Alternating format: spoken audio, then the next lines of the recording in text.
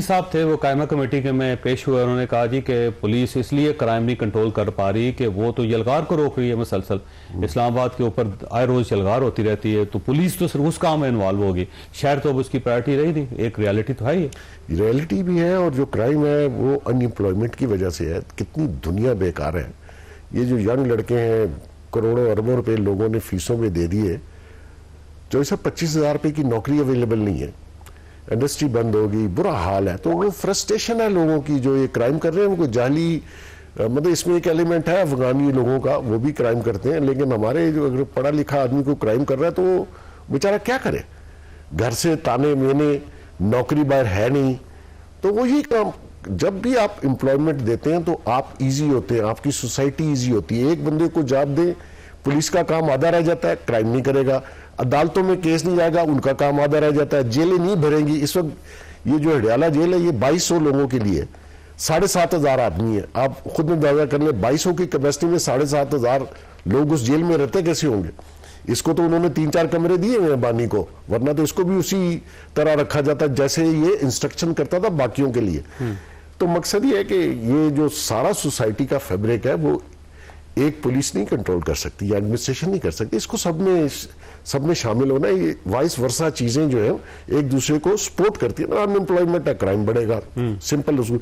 आप देखें जितनी वेलफेयर स्टेट्स है, अमेरिका है, यूके है, यूरोपियन, स्कैंडिनेवियन, वो स्टाइपेंड क्यों देते हैं हर वीक कि भाई आप खाना खाओ ताकि वो क्राइम ना करें। ठीक है, यहाँ तो गवर्नमेंट कुछ देती नहीं है, देने के काबिल भी नहीं है, क्या देगी गवर्नमेंट। अगर लोगों को 24 करोड़ बेरोजगार किस आप देख लें, तो ऐसी 2 करोड़ लोग बरसे रोजगार हैं, बाकी 23 से लेके 24 करोड़ के दरमियान लोग बेरोजगार हैं। और फिर देखें, आपको 24 करोड़ आप कह लें तो आपको 2.5 अरब रोटी दिन की चाहिए। गंदम, फूड सिक्योरिटी आपका मेन इशू, तो उस तरफ ध्यान देने नहीं देते। सारा दिन पॉलिटिकल मसाइल में लोग फंसे रहते हैं। और ये बानी जब से आया है, इसका इंटरनेशनल एजेंडा भी यही है कि ये मुल्क स्टेबल ना हो। और आप देख लीजिएगा ये लगा रहेगा जब तक जिंदा है, क्योंकि इसके दिल में वो है कि मैं इसको स्टेबल। अच्छा, 2014 में जब आप इनके साथ थे, आपको उस वक्त एहसास नहीं हुआ कि कोई इंटरनेशनल एजेंडा? नहीं, उस वक्त इसने कैमोफ्लाज रखा, झूठ बोला सबसे, मेरे से नहीं सबसे। और ये जो इसके वोटर और सपोर्टर हैं उनको जो उम्मीदें थी, जो एस्टेब्लिशमेंट को इसने लारे लगाए, सारी कौम को लगाए। इसने कहा स्टेटस को टूटेगा, मैं ये करूंगा वो करूंगा, जितने नारे आपको याद होंगे। इसका अपना मंशूर उठा के देख लें। जैसे ये पावर में आया ये बदल गया, ये उस असल एजेंडे पे आ गया। और न्यू कॉन का एजेंडा ज़ल्मे खलीलदाद इससे कभी नहीं मिला था। वो रातों को 1-1 बजे 2-2 बजे इसके घर जाना शुरू हो गया, सबको पता है। और उस पर एस्टेब्लिशमेंट ने थोड़ा शोर भी डाला और ये चेंज हो गया। 5.8 पे इकोनॉमी नवाज शरीफ छोड़ के गया था, हमने तो उससे आगे जाना था। ये -1.5 पे ले आया, क्योंकि कुछ कंट्रीज ऐसे हैं जिनकी मिलिट्री बड़ी स्ट्रांग है, इस्लामिक कंट्रीज की, जैसे कि पाकिस्तान की है। तो आप पाकिस्तान को पहले इकोनॉमी पे जीरो करेंगे, उसके बाद अटैक होगा फौज के ऊपर, जैसा कि इसने किया। पहले इकोनॉमी जीरो कर दी, उसके बाद इसने 9 मई यूनिवर्सिटियों, कॉलेजों, स्कूलों में जाके प्रिपेयर किया लोगों का माइंड, और सारा कुछ फौज के खिलाफ। इसी फौज ने आपको बनाया था, इसी फौज के फैज हमीद साहब आपकी हुकूमत चला रहे थे, पटवारी से लेके चीफ मिनिस्टर तक। और फिर इसने डिस्क्रेडिट करना शुरू किया। ये उनका सेकंड पार्ट था जिसपे आज भी ये लगा हुआ। ठीक है, तो ऐसी सूरत में अगर आपने ये रियासत बचानी है ऐसे एलिमेंट्स के जरिए, तो अल्लाह के वास्ते इनको सोचना पड़ेगा। लोग बहकावे में आ जाते हैं, हम भी आए, ठीक, हमने भी इसकी बात। वैसे मैं वक्फा लूंगा, उसके बाद आपसे पूछूंगा भी कि अगर आप इमरान खान साहब को पुराना जानते हैं तो फिर सवाल तो यही है कि वो सोच क्या रहे हैं, करना क्या चाहते हैं। ब्रेक लेनी है, लेकिन आदिल अब्बासी साहब आपके पास एक सवाल छोड़ के जा रहा हूँ कि गंडापुर साहब चीफ मिनिस्टर हैं, और अब अगर वजीर आला फाइनल कॉल में बाहर निकल आता है तो रियासत को क्या करना चाहिए उनके साथ। छोटी सी ब्रेक के बाद दोबारा।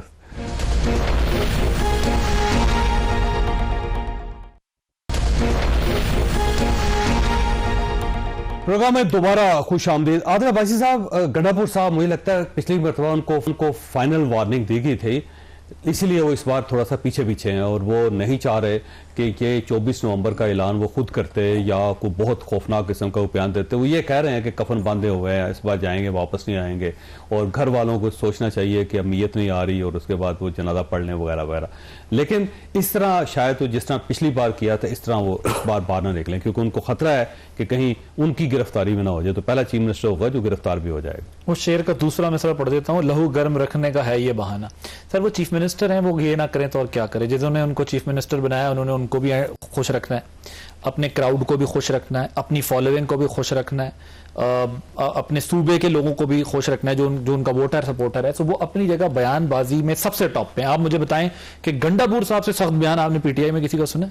सबसे सख्त बयान गंडापुर साहब देंगे, लेकिन वो इंतहाई समझदार आदमी है।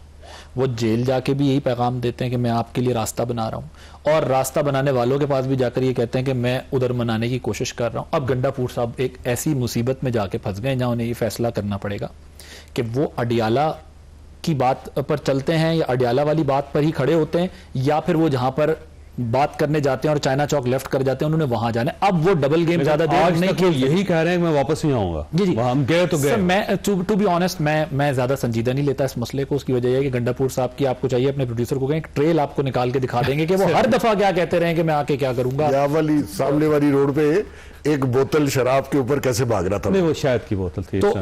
तो वो कई बयानात आपको ऐसे मिल जाएंगे जिसके ऊपर आपको पता चलेगा कि वो ऐसे बयानात देते रहते हैं।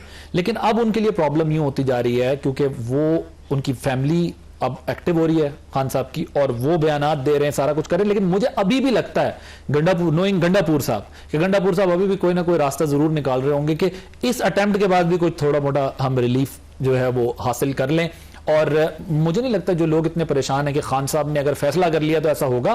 खान साहब भी बड़े फ्लेक्सिबल हैं। जिस वक्त वो देखेंगे कि इस सारे प्रोसेस के नतीजे में मुझे फिर कुछ गेन मिल रहा है तो वो फिर कुछ ना कुछ जो है वो गेन ले लेंगे। लेकिन अगर गंडापुर साहब उस पर गए जो वो कह रहे हैं, जो मैं नहीं मानता, मैं बार बार कह रहा हूं, आप ट्रेल निकलवाएं आपको पता चलेगा वो ये सब कुछ कहते रहते हैं। लेकिन अगर वो उस पर चले गए तो फिर वो चीफ मिनिस्टर नहीं रहेंगे सूबे के, फर्क हो जाएंगे। ये आप देखते रहिए। और वहां पे गवर्नर राज लग जाएगा।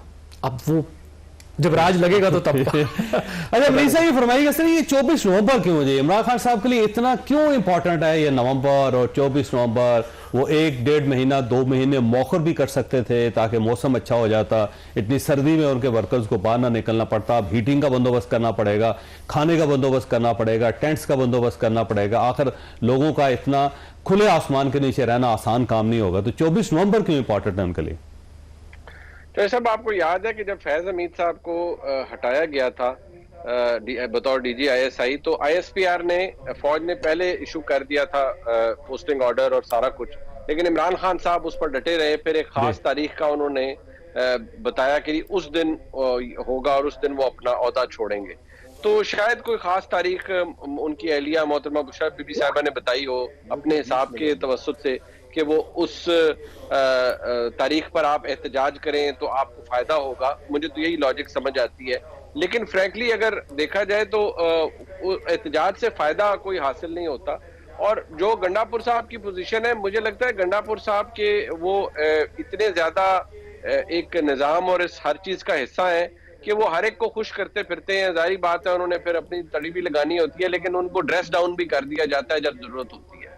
और वो फिर आपको पता है इस्लामाबाद में रहकर भी गायब हो जाते हैं।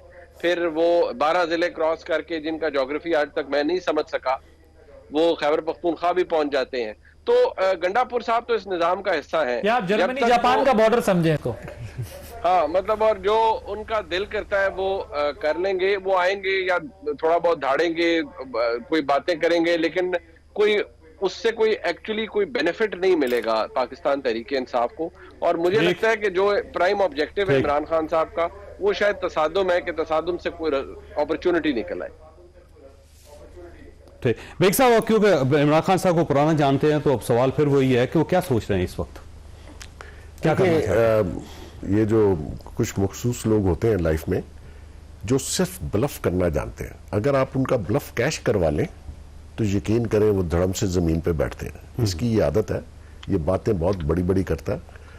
और जो भी अपने आप को बड़ा दलेर, बड़ा बहादुर, बड़ा जंगजू, अल्लाह की कसम ऐसा नहीं है। ये लोग पागल हैं जो उसको नहीं जानते। ये इंतहाई डरपोक आदमी है। जैसा कि मैंने आपको बताया, लीडर भी कभी ऐसे काम करता है डर के मारे बाहर नहीं निकलता। तो ऐसी सूरत में वो ब्लफ कर रहा है। तो जो अपोनेंट पार्टी है, एस्टेब्लिशमेंट है या गवर्नमेंट है, वो इसका ब्लफ कैश करवाए, कुछ नहीं होगा। रियासत से बढ़ के कोई शख्स नहीं है और कोई इदारा नहीं है, कोई पॉलिटिकल पार्टी नहीं है। इसने कायम रहना है। ऐसे ब्लफ बहुत लोग करते हैं, कैश करवाएं।